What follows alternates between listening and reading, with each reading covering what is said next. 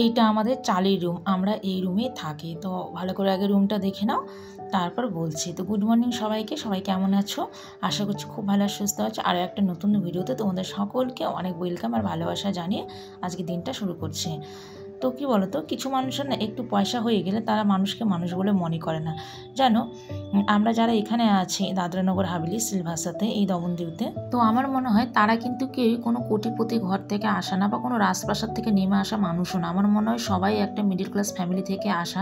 কারণ যদি কোটিপতি হতাম সবাই, তাহলে তো বাইরে আসার কোনো প্রশ্নই ওঠে না। তাহলে নিজের দেশে নিজের রাজ্যে কিন্তু কোনো না কোনো কিছু একটা করে দিনটা সবাই চালাতো। সবাই কিন্তু এখানে এসে ব্যবসা বাণিজ্য করে, কোম্পানিতে জব করে দিন চালাচ্ছে। আর নিজের রাজ্যে তো জানোই, মানে নিজের দেশের কথা বলছে, সেখানে তো এত বেকার সমস্যা যে সেখানে ভালো একটা কাজ পাওয়া বা চাকরি বাকরি পাওয়া অসম্ভব ব্যাপার। এই জন্য কর্মসূত্রে সবাই বাইরে চলে যাচ্ছে, বিদেশে চলে যাচ্ছে, সেখানে জব ব্যবসা বাণিজ্য করে এইভাবেই দিন চালাচ্ছে। আর যারা এখানে এসছে তারা কিন্তু এখানে এসে ব্যবসা বাণিজ্য করে বা কোম্পানিতে জব করে দিনটা তাদেরও চলছে।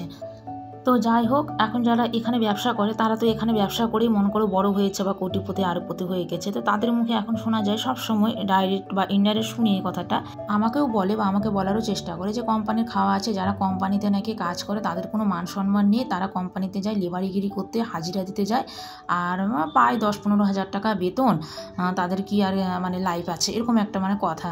তো দেখো, আজকাল যখন একটা বড় শপিং মলেও কোনো একটা স্টাফ নেয়, তখনও তার কোয়ালিফিকেশন দেখে, তার যোগ্যতা দেখে, সে কী পাস, সে বিএ পাস কিনা। বিএ পাস ছাড়া কিন্তু আজকাল শপিং মলেও কোনো একটা স্টাফ নিতে চায় না। তাহলে চিন্তা করো, একটা বড় ইন্টারন্যাশনাল কোম্পানিতে যখন চাকরির জন্য, জবের জন্য কোনো একটা ছেলে বা মেয়েকে সিলেক্ট করে, তখন নিশ্চয়ই তারও কোয়ালিফিকেশান দেখে, তার যোগ্যতা কত, সে এডুকেটেড কিনা, সব কিছু চেক করে। আর বড় ইন্টারন্যাশনাল কোম্পানিতে সেখানে তো একটা স্টাফ নিতে গেলে সমস্ত রকম কোয়ালিফিকেশান চেক করে, সে ডিপ্লোমা করেছে কিনা, আইটিআই করেছে কিনা, সে কম্পিউটার জানে কিনা, ইত্যাদি রকমের কিন্তু যোগ্যতা দেখে, তারপরে কিন্তু তাকে কোম্পানিতে জব দেয়। আর আমাদের এখানে কিন্তু বেশিরভাগ কোম্পানি, আমাদের এখানে না সব জায়গাতেই কিন্তু এখন বেশিরভাগ বড় বড় সব ইন্টারন্যাশনাল কোম্পানি হয়ে গেছে। আর যারা কোম্পানিতে জব করে বা যারা বাইরে থাকো পাবলিক ফান্ডে কোনো রকম জব করো, তারাই কিন্তু বুঝবে এই পাবলিক ফান্ডের কাজ বা কোম্পানির কাজ বা তার বেতন কত হয়, কী বৃত্তান্ত। যাই হোক, এগুলো আমি কিছু বলতে চাই না। তো এটাই বলতে চাই যে একটা এডুকেটেড কোয়ালিফিকেশনওয়ালা ছেলে নিশ্চয়ই কোম্পানিতে হাজিরা দিতে বা লেবারিগিরি করতে যায় না শিক্ষিত হয়ে, অনেক ধরনের কাজ থেকে। কিন্তু যখন একটা শিক্ষিত ছেলে কোম্পানিতে যায়, সে লেবারিগিরি করতে বা হাজিরা দিতে যায় না। তো যাই হোক, যারা কোম্পানি সম্বন্ধে বোঝো তাদেরকে আমার বোঝানোর কোনো দরকার নেই, আর যারা কোম্পানি সম্বন্ধে বোঝো না তাদেরকেও আমার বোঝানোর কোনো দরকার নেই। যে যেটা ভাবো আমার কোনো কিছু যায় আসে না। বরং একটা ব্যবসা করতে কোনো রকমের ডিগ্রির দরকার হয় না। এমন কিছু ব্যবসা আছে যেটাতে 1%ও দরকার হয় না। দেখো, রাস্তায় বা ফুটপাতে বসে যারা ছোট ছোট ব্যবসাগুলো করছে, চপ বিক্রি করছে, জুতো সেলাই করছে, তাদের কি কোনো কোয়ালিফিকেশনের দরকার আছে? তাদের কোনো ডিগ্রির দরকার আছে? তাদের পড়াশোনা না করলেও চলে, তারা এমনি ব্যবসা করে খাচ্ছে। দেখো, আমি কাউকে ছোট করতে চাই না, মানুষ সবাই সমান, কাজ করে খেতে কোনো লজ্জা নাই, কাউকে নিচাও দেখাতে চায় না, কিন্তু কাউকে অপমানও করতে চায় না।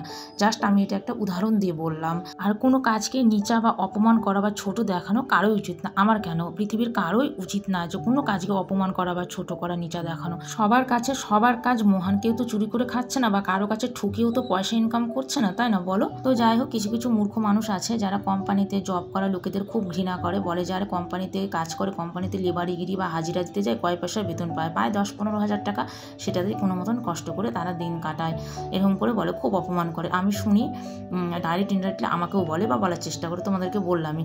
আর এই যে রুমটা যে দেখছো, তোমাদের দাদাভাই এখন ডিউটি যাচ্ছে, তো এই রুমটা, এই বিল্ডিংটা যে দেখছো, এই বিল্ডিংটাকে বলে চালির রুম। যে আমরা চালির রুমে থাকি, মানে কি বলো তো, এটা একটা দোতলা বিল্ডিং। তো আমাদের এখানে না এরকম ছোটো ছোটো বিল্ডিংগুলোতে, তার মধ্যে নিচে দেখছো না চালির রুমগুলো আছে, চালির মানে উপরে চাল দেওয়া আছে। তো সেগুলোকে এখানে সবাই চলকা রুম বলে, মানে চালির রুম বলে। আর যেগুলো বড় বড় বিল্ডিং, ফ্ল্যাট ওগুলোকে মানে সোসাইটি বলে। তো আমরা এরকম ছোটো মোটো বিল্ডিংয়ে থাকি, সেই জন্য মনে করো আমাদেরকে বলে সবাই, সবাই না, কিছু কিছু পার্সন আছে, কিছু কিছু লোক আছে মূর্খ, তারা বলে যে চালের রুমে থাকে। তো যাই হোক, তোমাদেরকে বলতে চাই, আমি চালের রুমে থেকে খুব খুশি, খুব হ্যাপি। আর হ্যাঁ, তোমরা যদি ভাবো কিছু কিছু মানুষ যে আমার বর কোম্পানিতে লেবারিগিরি করতে চায়, তো হ্যাঁ, আমার বর কোম্পানিতে লেবারিগিরি করতে চায়, আর সেটাতে আমি খুব খুশি, হ্যাপি। কারণ আমি নিজেকে মনে করি আমি কোটিপতির বউ। কারণ আমার বর তার নিজের সাধ্য মতন আমার সব ধরনের শখ, ফুর্তি, আশা আকাঙ্ক্ষা মেটায়, সেই জন্য আমি নিজেকে কোটিপতির বউ মনে করি। আর আমি চালের রুমে খুব সুখী আছি, খুব ভালো আছি।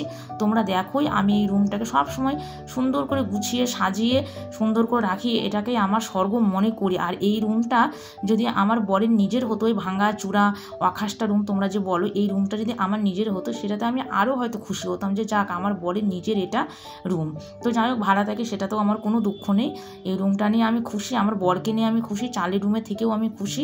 আর আমার বর যেটা রোজগার করে ইনকাম করে সেটাতে আমার দিন চলে যায়। আর আমার সঙ্গে যদি কেউ বন্ধুত্ব রাখতে চাও বা কথা বলতে চাও তাহলে আমাকে এইভাবে একসেপ্ট করবে। আর যদি ভাবো যে না আমি চালের রুমে থাকি আর আমার বর কোম্পানিতে লেবারিগিরি করতে যায়, তাতে তোমাদের মান সম্মান নষ্ট হতে পারে, আমার সঙ্গে কথা বললে মিল রাখলে এরকম কিছু একটা যদি ব্যাপার হয়, তাহলে আমার থেকে দূরে থেকো, আমার সঙ্গে কোনো রকম সম্পর্ক রাখতে হবে না, কথাও বলতে হবে না, কারণ আমি চাই না আমার জন্য তোমাদের মান সম্মান নষ্ট হয়ে যাক। তো আমার সঙ্গে পরিচয় রাখার বা পরিচয় দেওয়ার কোনো দরকার নেই। আর হ্যাঁ, আমি কোনো বড়লোক ঘরের মেয়ে না বা বড়লোক ঘরের বউ না, আমার কোনো রাজপ্রাসাদে জন্ম হয়নি যে আমার রাজপ্রাসাদে জন্ম হয়েছে, রাজপ্রাসাদ থেকে নেমে এসে এখানেও রাজপ্রাসাদেই ছিলাম, তেমন কোনো ব্যাপার না। আমার ভাঙা কুটির ঘরেই জন্ম হয়েছে, আর আমি এখানে যেমন আছি তোমরা তো সেটাই দেখছো। তো তোমাদের যাদের রাজপ্রাসাদে জন্ম হয়েছে আর এখানে এসে তোমরা রাজপ্রাসাদেই ছিলে আর সোনার চামচ বাটিতে খাওয়া দাওয়া করেছো, তোমাদের সঙ্গে আমার তো কোনো মনে করো তুলনা হয় না। তো যাই হোক, ছোটো থেকে না জীবনে অনেক লোকের কাছে অনেক কষ্ট পেয়েছি, অনেক অবহেলা অপমান সহ্য করেছি। তো এখন আর তোমাদের মতন কোনো থার্ড পার্সন লোকের আমার কোনো অবহেলা বা অপমানের দরকার নেই। আর আমি এগুলো শুনতেও চাই না বা আমি পরোয়াও করি না, গায়েও মাখি না। জাস্ট আমার বলার দরকার ছিল জন্য আমি তোমাদেরকে কথাগুলো জানালাম। তোমাদেরকে না আরও একটা কথা বলি, জীবনে যদি না চলার পথে কোনোদিন যদি কোনো ভালো সৎ মানুষ, সৎ বন্ধু, সে সৎ যেই হোক, মানুষ, বন্ধু, হাজব্যান্ড যেই হোক, যে তোমার জীবনে আসে বা পাও, তাকে কোনোদিন হারিও না, আঁকড়ে ধরে থাকো। কারণ আজকালকার দিনে না ভালো মানুষ, সৎ বুদ্ধি দেওয়া, সৎ জ্ঞান দেওয়া, ভালোবাসার মানুষ, খোঁজ খবর নেওয়ার মানুষ খুব কম পাওয়া যায়। যদি পেয়ে থাকো তাহলে তাকে খুব শক্ত করে আঁকড়ে ধরে থেকো। আর জানোই তো আমার ছোটোবেলাতেই মা মারা গেছে, আর আমার বিয়ের পর আমার বাবা মারা গেছে। তো তারপর থেকে না জীবনে আমি কোনোদিন কোনো ভালো মানুষ পাইনি। যাদেরকে ভালোবেসেছি, আপন করে নিয়েছি, তারাই জীবনে মনে কষ্ট দিয়েছে। আর সত্যি বলছি, আমি জীবনে অনেক দুঃখ কষ্ট পেয়েছি, অনেক লোকের অবহেলা অপমান সহ্য করেছি, তারপরে কিন্তু আজ আমি এইখানে দাঁড়িয়ে আছি। সেই জন্য এখন আমার না কেউ যদি দুটো কটু কথা অপমান করে বা কিছু বলে, তো সেগুলো আমার গায়ে লাগে না বা গায়ে মাখানোর চেষ্টাও আমি করি না। কারণ এখন আমার কাছে সব থেকে বড় হলো আমার 2 মেয়ে আর আমার স্বামী। কারণ অন্য কোনো থার্ড পার্সন লোকের জন্য তো আমি আমার স্বামী আর সন্তানদের কষ্ট দিতে পারি না।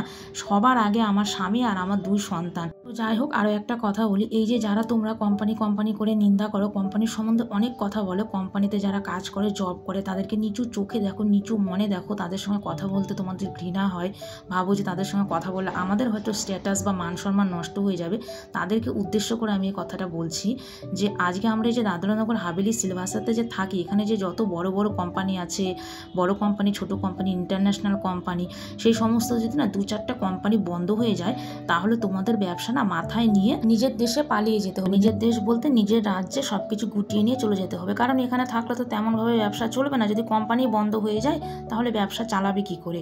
আর তোমাদের মাথায় যে সবসময় ঘুরে না কোম্পানি খারাপ, কোম্পানি ভালো না, তো তোমাদেরকে বলছি, একটা কোম্পানিতে বড় স্টাফ, বড় ইঞ্জিনিয়ার বা বড় একটা পজিশনে যারা বসে আছে, তাদের যে সম্মানটা আছে না, এই ছোট ছোট ব্যবসাদারদের সেই সমস্ত সম্মান নেই। তো যাই হোক, আর এদিকে আমি হলো আমার ইউটিউব পরিবারের সদস্যদের বলছি, যারা আমার ইউটিউব পরিবারের সদস্য, যাদেরকে আমি খুব ভালোবাসি, ফ্যামিলি মেম্বার মনে করি, তাদেরকে বলছি, তোমাদের যদি কারো কমেন্ট করতে ইচ্ছা করে তাহলে কমেন্ট করে আমাকে বলো। যাদের মাথার মধ্যে এই সমস্ত কথাবার্তা ঘুরে, এই সমস্ত থিঙ্কিং আছে, তাদেরকে কি বলবো? তাদের স্ট্যাটাস আছে, তারা শিক্ষিত, তারা ভালো ভদ্র মানুষ, তাদেরকে তুমি কি বলবে বলো? যারা সবসময় লোকের নিন্দা করে বা কোম্পানির সম্বন্ধে নিন্দা করে, লোককে ছোট করে, নিচু দেখায়, তাদেরকে কি বলবে?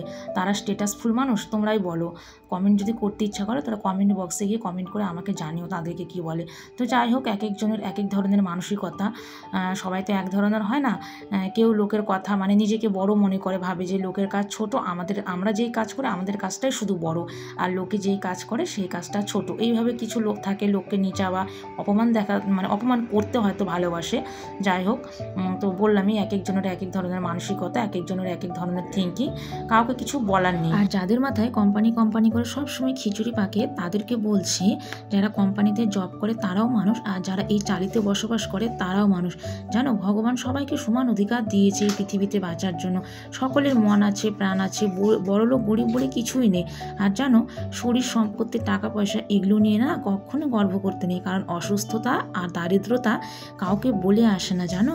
তো যাই হোক, আর কি বলবো বলো। তো যারা আমার ভিডিও দেখো, আমার ইউটিউব পরিবারের ফ্যামিলি, আমার ইউটিউব পরিবারের সদস্য, আমার চ্যানেলকে সাবস্ক্রাইব করেছো, আমার ভিডিও দেখো বা আমাকে ভালোবাসো, তো তারা প্লিজ একটু কমেন্ট করে বলো আমি যে তোমাদের সঙ্গে কথাগুলো শেয়ার করলাম আমি ঠিক বলেছি না ভুল বলেছি। যদি ভুল কিছু বলে থাকি তো প্লিজ আমাকে ক্ষমা করে দিও।